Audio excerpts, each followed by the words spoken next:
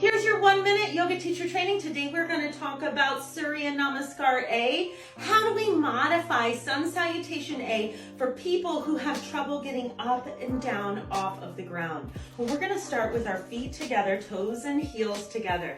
And then I just ask them to inhale, reach the arms to the sky, and exhale, fold forward, bring the hands onto the shin. Inhale, look up and lengthen.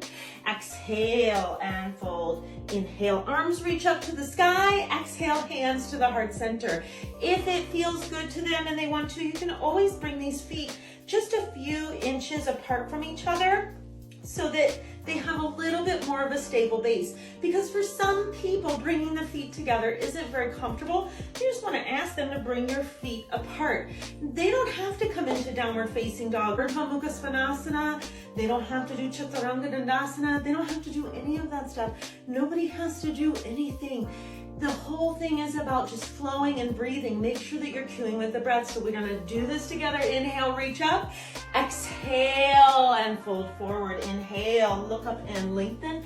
Exhale and fold. Inhale, arms reach to the sky. Exhale, hands to the heart center.